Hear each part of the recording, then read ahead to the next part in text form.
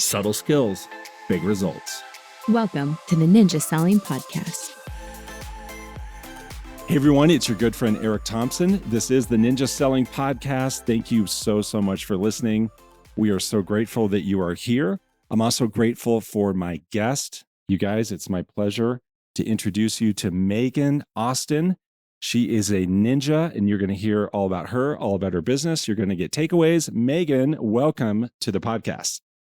Thank you so much for having me today, Eric. It's a pleasure being here with you. Oh my gosh, the pleasure is all ours, knowing the things that we're about to dig into and the things that we're going to talk about. It's really exciting. I know everyone's going to get a lot of value from this. Everyone should know one of our favorite things here on the podcast is to interview other ninjas so that you can get takeaways from them. Meaghan, why don't we just start with where are you located? In which market do you work? And also, what company are you with? So I am in Western North Carolina. I am in the Asheville Mountain region, and I am with Allen Tate Beverly-Hanks. You're with Allen Tate Beverly-Hanks in Asheville, North Carolina. That is an incredible ninja company. I happen to know a lot about that company, and you are in good hands there with those people that you're with. You're in a beautiful part of the world in Asheville, recovering from the floods. Our heart goes out to you and your community, all the things that happened there, and we're happy to see that things are on the mend there, and we're really happy that you're here. We're also happy, Meaghan, I'm happy, grateful that you're one of our ninja coaching clients. So thank you for that. You work with Eric Zimmerman is your coach, right? Yes, Eric is absolutely amazing to work with, and it's such a great opportunity to be with Ninja and him coaching me. Amazing. Yeah, and we'll dig into that here a little bit later. We'll talk more about some things that you've gotten from coaching and from Eric. And one thing to know, everyone, right up front, here's something really important that I think will put all of this into context. You should know that over the last 4 years, Meaghan has increased her business 20% per year. These are also her first 4 years in the business. And what's interesting about that statistic of an increase in 20% per year for 4 years in a row is the market, Meaghan, the market has not been increasing 20% per year for 4 years in a row, right? That's very correct. Yeah, that's very correct. And so bravo to you. And it's amazing, something to celebrate. And we're going to definitely dig into the reasons why that is. How could someone increase their business 20% per year, 4 years in a row? In those 4 years, think about the change from 2021 to 2024. Things saw a decrease. The market saw a decrease. Meaghan's business did not. Last year, Meaghan, you helped 18 people. You had 18 transactions that you helped with last year. Bravo on that. You told me that your goal this year is 26, right? That's correct. Yeah, 26 transactions is your goal this year, and you're off to a flying start. You told me that you already will have 3 closings in January. So that's a great pace. Okay, so I think that puts all of this into context for people and helps them out, helps frame up the things that we're going to talk about. Meaghan, first, before we get into real estate, tell us what you did before you were in real estate. What industry were you in before real estate? Yeah, so I worked in restaurants for 22 years. I have been able to travel all over the world working in restaurants. I eventually became a certified sommelier and ran wine and beverage programs in Colorado and here in Asheville, North Carolina. And in COVID, I decided that I needed a change. But the restaurant industry allowed me to work on building my relationship. And that's where it all starts in Ninja. Yeah, absolutely. And you developed some incredible relationships through your real estate background, to obviously learn how to take care of people, how to serve people. I'm guessing all of that is super useful in real estate. And it's so interesting that the year that you chose to start in real estate was 2020, the COVID year. I can only imagine what was happening in the restaurant industry then. And we all can remember, we know what it was like to start in real estate, or we know what the real estate market was like in 2020. So tell us a bit more about that decision to transition from being in the restaurant industry and going to the real estate industry. Yeah, so in 2020, everything closed down, as we all know, for 8 to 10 weeks, depending on where you were. When I went back to the restaurant that I last worked in, I realized that people had changed and that that was not the avenue, the path that I saw myself on anymore. And I wanted something different, but I still wanted to be able to work with people and serve people and help them get to the next place that they wanted to be in life. And here I am in real estate 4 years later. Here you are 4 years later. Okay, so everyone should know that the theme of what we're going to talk about, I think that a good theme for this podcast is how to be the CEO of your relationship business. How to be the CEO of your relationship business. And so we've probably all heard that term before around being the CEO of your business. Meaghan, you're going to hear focuses a whole lot on relationships. So that'd be fun to frame this up as how to be the CEO of your relationship business. Does that work for you? Meaghan, is it about you and your business and how you run things? Yeah, my clients refer to me as a relationship builder. So that's like the ultimate for me. I'm winning. That's the ultimate. Oh my gosh, if your clients are saying that, then you're like, yes, I'm doing this right. I am doing this right. Okay, so there you are. You're starting in 2020. You're at a ninja company, a company who I know is deeply committed to ninja. Yet in 2020, you cannot take a ninja installation. Right? There was no such thing as a live workshop in 2020. So what did you do instead? Knowing that you couldn't attend the 4-day ninja installation, what did you do instead? So I read the ninja selling book as soon as I joined Beverly-Hanks. And then 2 months later, the president of Beverly-Hanks challenged everyone in the company to read it before Thanksgiving. So I read it twice in 2020. And then I read the ninja selling book again for a third time before I took my first installation in 2021. Awesome. And I'm guessing you got new takeaways every time, some new inspiration, new strategies. And gosh, it's a good time to encourage everyone. And if, even though you've read the book, go back and read it again. I'm sure you're going to get some more out of it. And so you were finally able then, Meaghan, to take your first ninja installation in 2021. Yes, correct. Yeah. And what was the difference for you between taking the live 4-day installation and reading the book? Obviously, you got a lot out of the book. You read it 3 times, but what was it like for you to then attend the live 4-day workshop? It was really putting all of the pieces of the book into a work in progress. Even though I had read the book 3 times, it didn't all really click for me. Like my buyer process, my seller process, everything was in that book. And until I took the in-person installation, did I realize that, wow, this is actually all in front of me. It's all of the processes that I need to be successful. So I just ran with it after my first in-person installation. Yeah, you fully ran. And getting to know you, Meaghan, really specifically what you ran with, and help me out just to confirm I'm right. My take is what you ran with is the Ninja 9. I mean, you just said, okay, I'm going to do those things. I'm going to do the 5 daily habits, the 4 weekly habits. I'm just going to do that. Do I have that right? Correct. Yeah. In 2021, I really started putting the different Ninja 9 habits into my daily routine. And at first, you pick and choose which ones kind of work for you and fit in your business.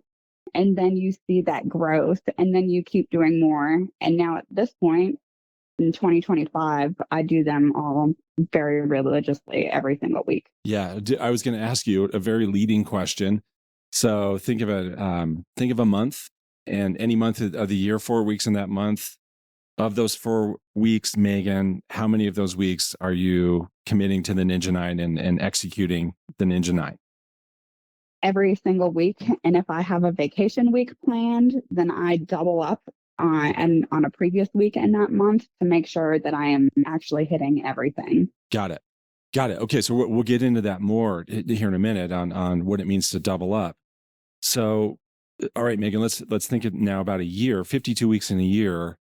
Of those weeks, 52 times that you're committing to the Ninja 9 success habits, or maybe something just short of that, to give us an idea of that.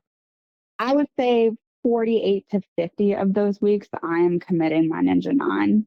Got it. And including times where you're gonna catch up, or even double down ahead of the vacation or ahead of the time off so that you can keep doing the things. Absolutely. Absolutely.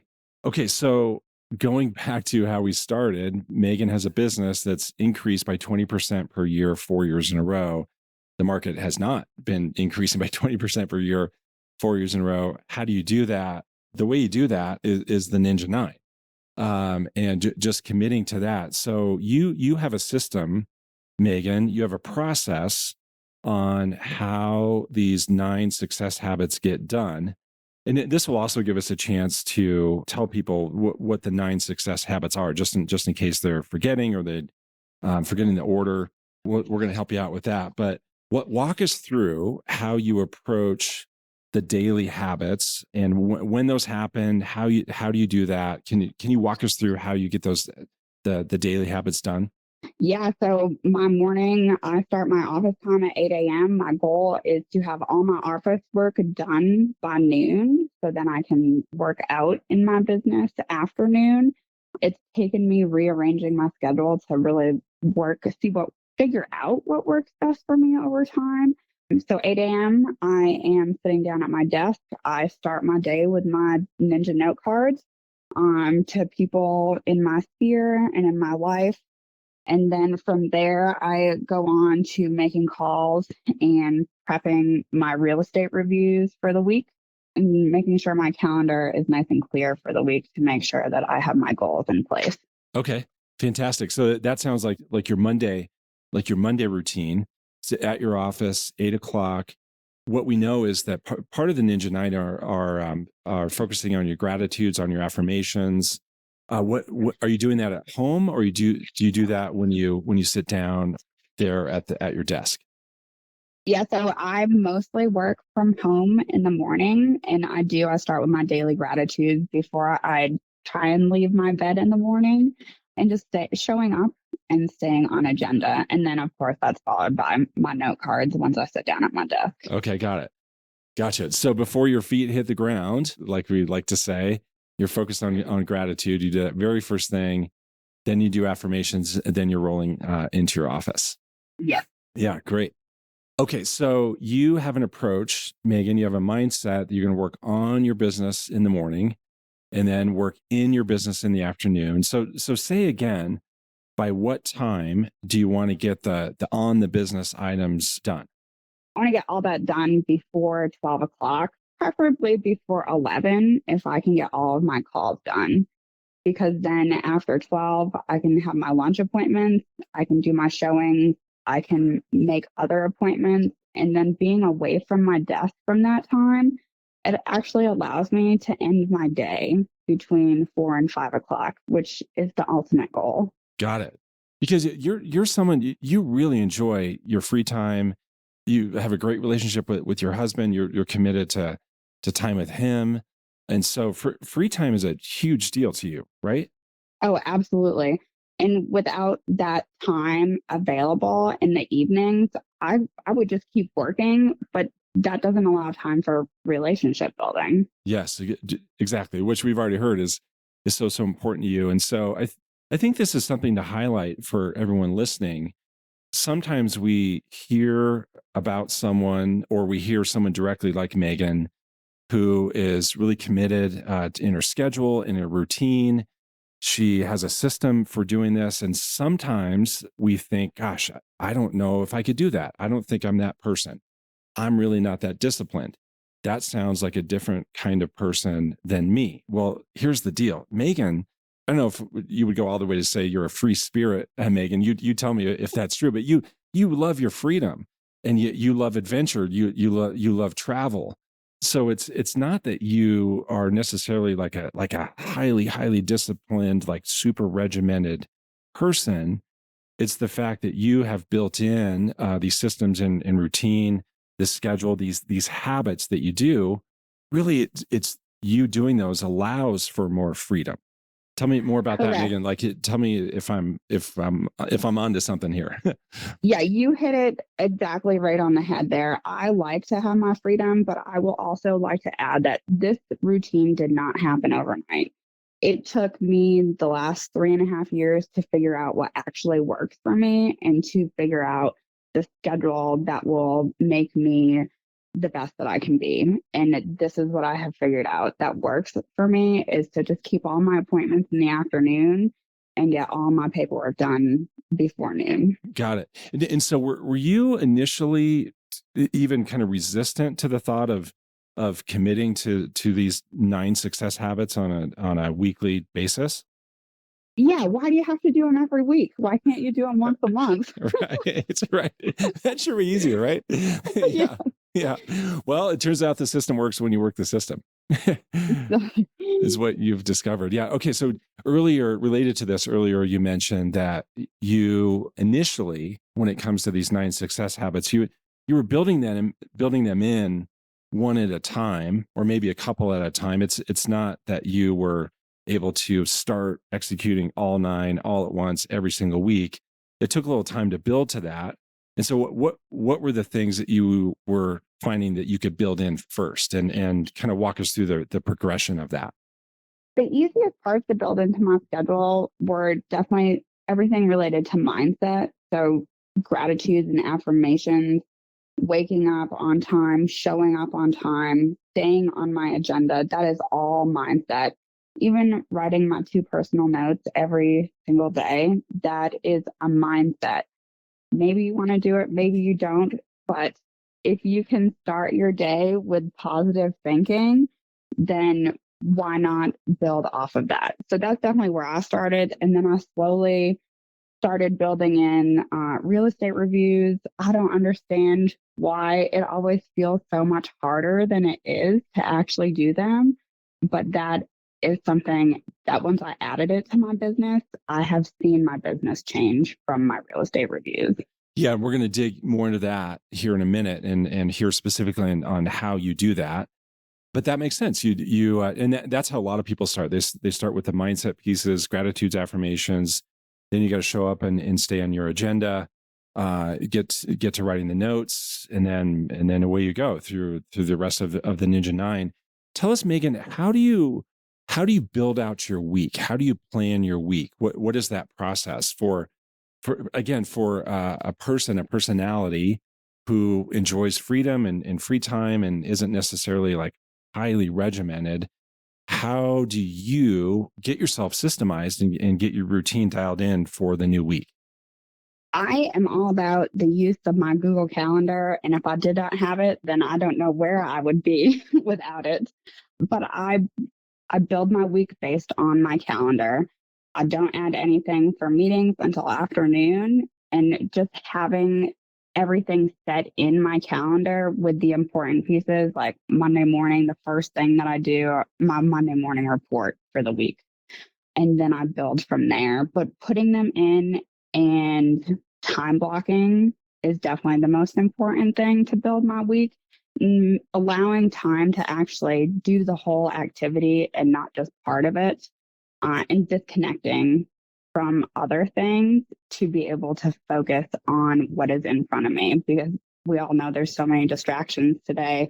Our phone is a major computer that is connected to us that we have a hard time letting go of as a society and as individuals. So being able to disconnect to actually get my Ninja 9 done is one of the most important things. So what does that look like specifically for you? How do you disconnect? And what do you disconnect? I disconnect my phone. I put it in airplane mode. And it's because even if you have it on silent, you can still get notifications. People can still reach out to you in different ways.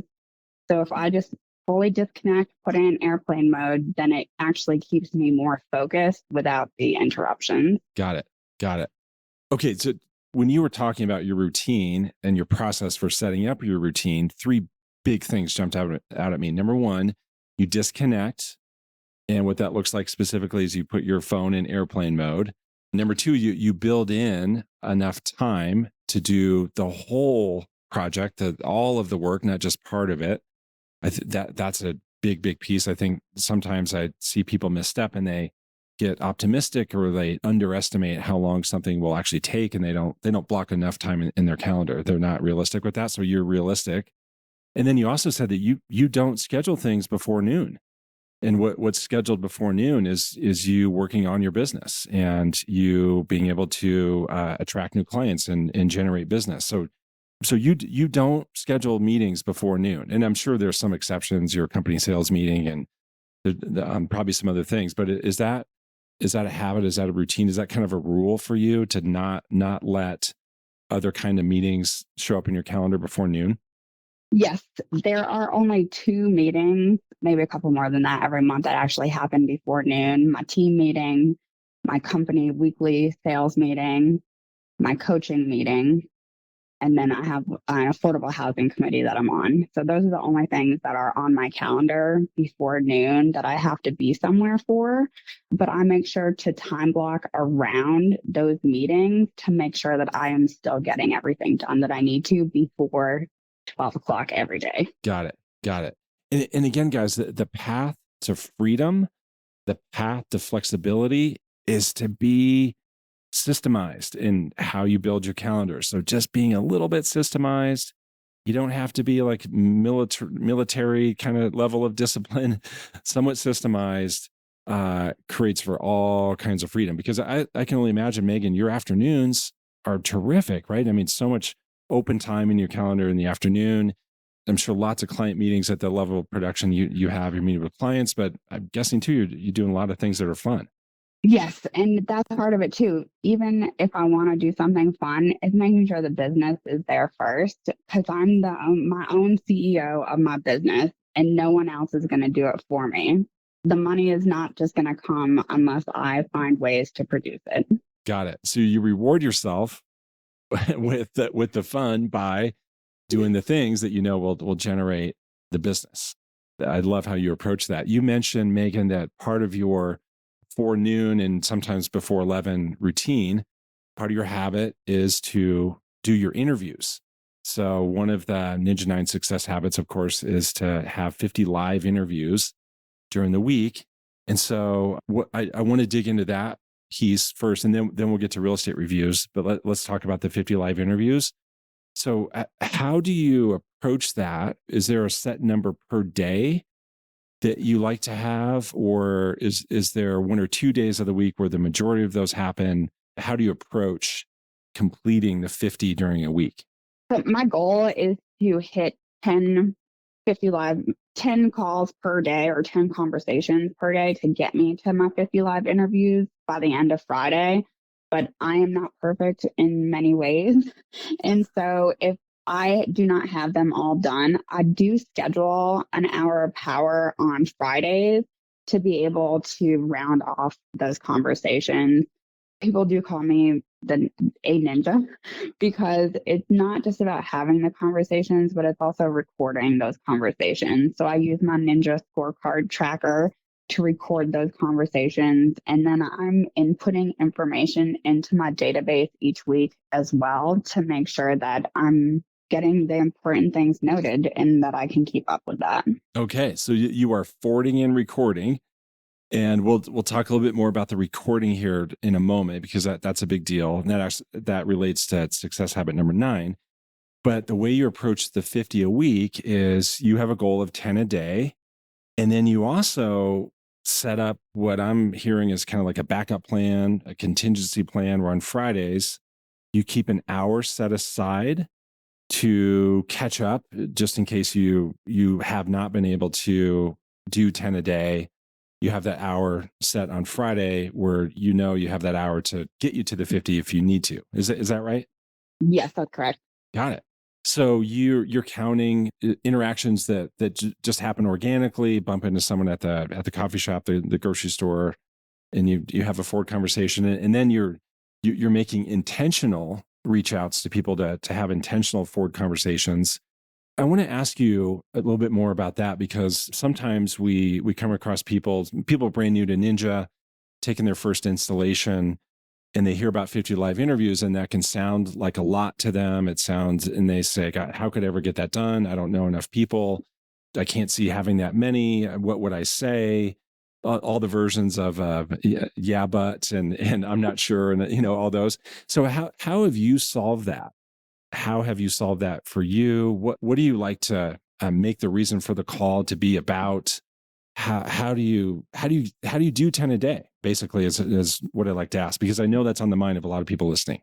Yeah, I mean, originally when I first started with this, I felt, how am I going to talk to 10 people a day? Do they even want to talk to me?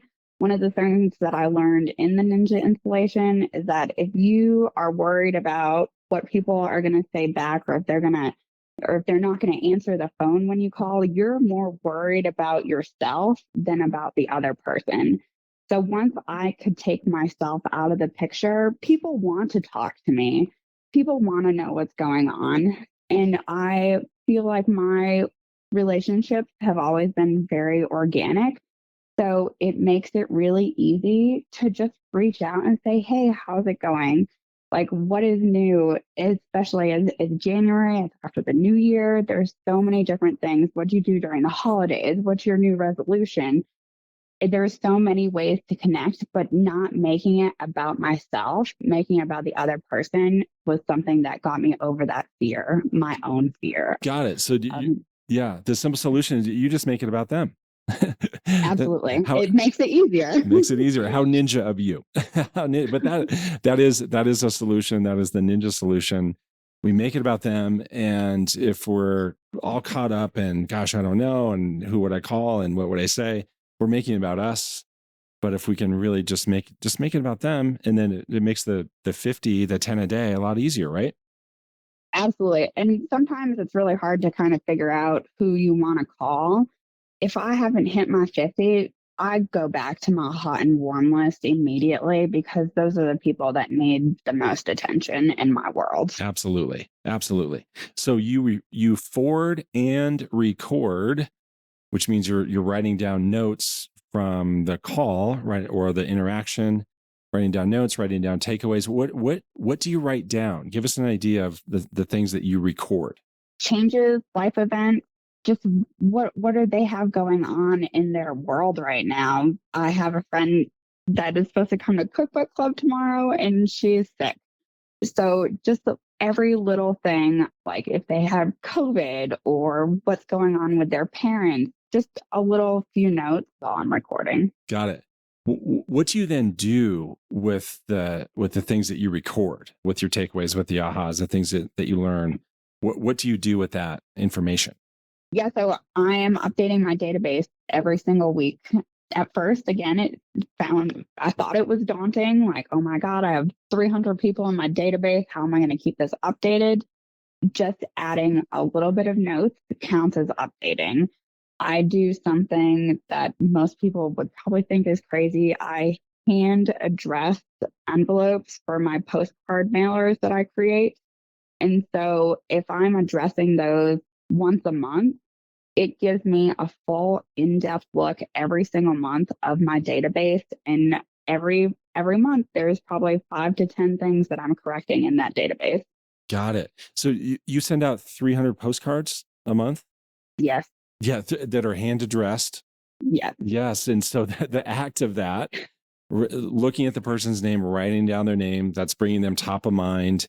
That's getting you to update, correct the database. And I'm also guessing that is prompting phone calls and prompting ideas around phone calls, where, again, you bring that person top of mind and you're thinking, oh my gosh, I haven't talked to them in a while. Or I saw on Facebook that they had this thing happen, or they went on a certain trip. Are those connected, that the act of you writing down those addresses and you making calls, is that helpful in terms of coming up with reasons to call and knowing who to call? Yes, because one of the easiest ways to start a conversation when I am making my forward calls is I was just thinking about you. And whether that is I was just thinking about you because I just literally wrote your name and address on an envelope, you still popped it in my head, and now I'm calling you. Got it. Real quick, because I'm sure people are curious, you said a postcard every month. You said a market update postcard.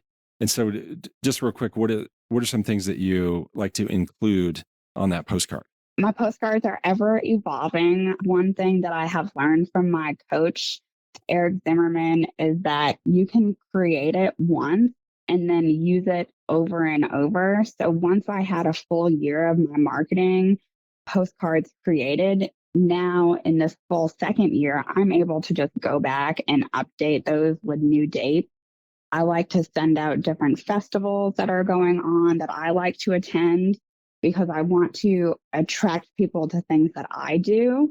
And then that allows me to have more things in common with other people as well. So I'm sending out music stuff that's going on, local farmers markets that are happening, market updates. I run my absorption data numbers monthly. So I do a quarterly update of days on market for my database. There is a whole range of things. Got it. So it's that true mixture of art and science.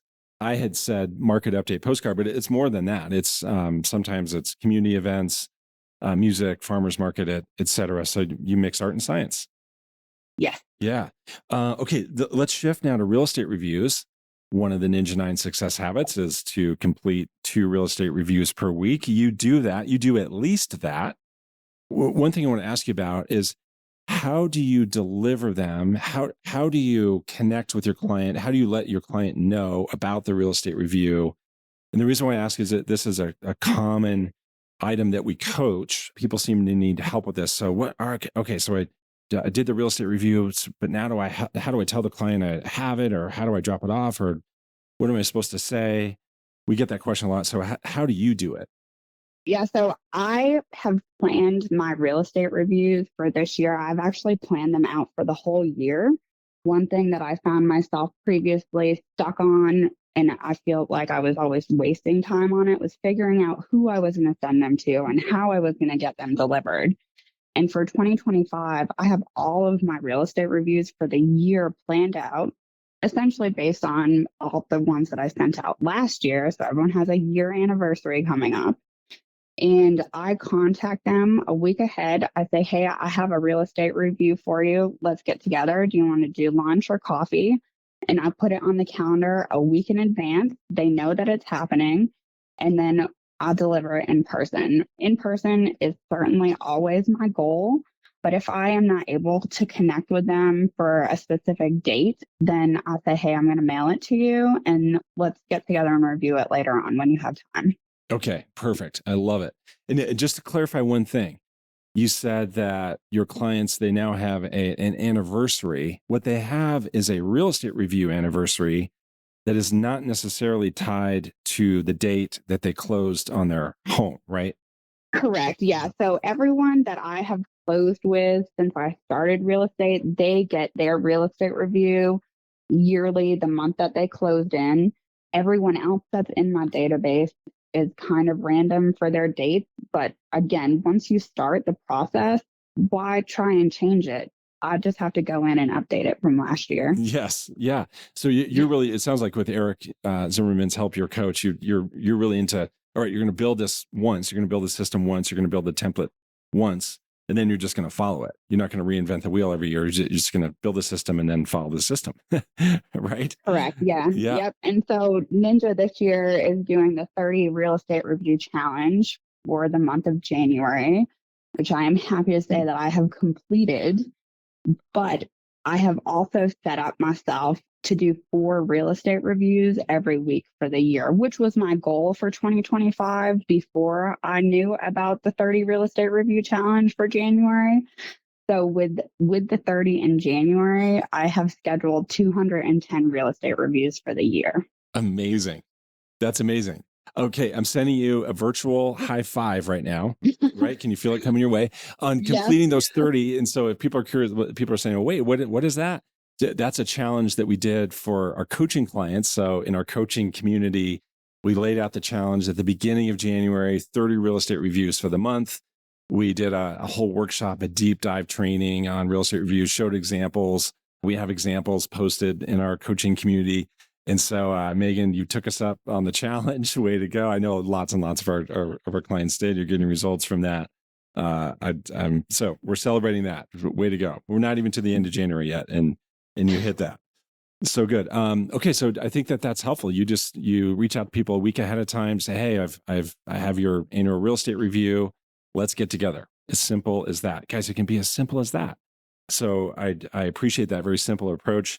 You mentioned it before. I mentioned it before. Let's go a little bit further about you saying, I am the CEO of my business. You said that before. I'm the CEO of my business. That is your mindset. That's your belief. It's kind of your mantra. I am the CEO of my business. I added to that, I'm the CEO of my relationship business. So what does that mean to you, Meaghan, to be the CEO of your business? What does that mean? I have no one else to answer to. I mean, except for my team lead and my managing broker, of course. But no one is going to push me to do these things. And like Ninja always says, it's easy to, these things are really easy not to do, but they're just as easy to actually do and complete them and move on and then rinse and repeat every week. So there's no one holding me accountable except for myself. And if I were to go to my board of directors at the end of the year, I want to make sure that I did the best I can to put my business in the best place that it should be. Yes. So good. I'm guessing that a person who would be on this conceptual board of directors would be Eric Zimmerman, your coach. Tell me about some things that you've gotten from Eric and some takeaways from him. How is the coaching from Eric helped you in your business? Yeah, Eric continues to nudge me in the direction that I want to go, and that I see my business growing into by working through all the aspects of my business. Anything that I bring to the table, he just offers so much wealth of knowledge and wisdom, and he leads by example through his own experiences. So he encourages me to think about, if this was the slowest my business ever was, like, what can I do now to set myself up for success? And putting those real estate reviews into a spreadsheet has given me back, I would say, close to an hour a week of my time. He just focuses on what I am looking for to build off of, and he just kind of circles around it and gives suggestions, and then he just sits back and watches me run with it. Yes. And knowing Eric, he loves that. That is the perfect scenario for Eric and all of our coaches. We absolutely love that. The spreadsheet, just to clarify, the spreadsheet you're referencing is a spreadsheet that shows you all the real estate reviews that you will do over the course of the year. You've decided ahead of time. So it's the fact that you've decided ahead of time is the thing that saved you that hour per week. Absolutely, yeah. Yeah, you have to think about it. Well, I know that that's a big deal to Eric and a big deal to all of our coaches is to get on purpose, get systemized, look for those kind of opportunities to save you time, make you more valuable, increase your income per hour, those things. And anything else that comes up for you when you think about Eric and the coaching that you've received from him? Oh gosh, he's just so helpful in everything. And the coaching can be business, it can be personal. It's whatever is on your mind and on your heart to what you want to work towards. So I get to plan out what we're going to talk about. And we get to do that by doing like the weekly agenda meeting so that he knows what I've been thinking about and what we can build on. Yeah. Yeah, you send him that weekly meeting agenda before your meeting with him, and that's where you map out what's top of mind, what's happening with your business, what you want to focus on. And it really, in coaching, it comes down to the three keys to success, which are mindset, skill set, action. Sometimes the coaching calls are very much mindset related. Sometimes they're let's work on a skill. Sometimes let's work on action, a game plan to get you into action. So it sounds like you're getting all three of those from Eric. That is great. And anyone curious about coaching, as you're listening to this, just go to the website, ninjaselling.com. You'll see the coaching tab at the top. Click on that and you'll see more about coaching and how you can get started with a complimentary consultation. We'd be happy to help you with that. Meaghan, this has been so helpful, so helpful. So many nuggets, so many takeaways. Again, Meaghan, as I said, you are the CEO of your relationship business. You go all in on that mindset. And the way that someone could increase their business by 20% per year, 4 years in a row, is by just doing the Ninja 9. just do that, and then build in a system and a process that helps you to execute that. One of my favorite sayings is let the process do the work. And so a lot of us, it's hard for us to be highly regimented. We don't have that kind of personality. So you let the process do the work instead. So you have a process in terms of how you set up your schedule and your routine, how you think about meetings, how you think about time blocking, that then gets you the results. Meaghan, anything else you want to share before we wrap up? No, I think we hit all the good things. And just to remember that it's just as easy to do it as not do it. So might as well just do it and build your business. May as well just do it and build your business. That's a great way to finish. Meaghan, thank you again. It's Meaghan Austin. She is with Allen Tate Beverly-Hanks in Asheville, North Carolina. I've been your host, Eric Thompson. I am president of Ninja Coaching. It's been my pleasure to host today. Meaghan, thank you again. Thank you for having me, Eric. Absolutely. Thank you, everyone, for listening and for being a part of this highly engaged community of Ninja Podcast listeners. We appreciate it. We look forward to connecting with you on the next podcast. Take care.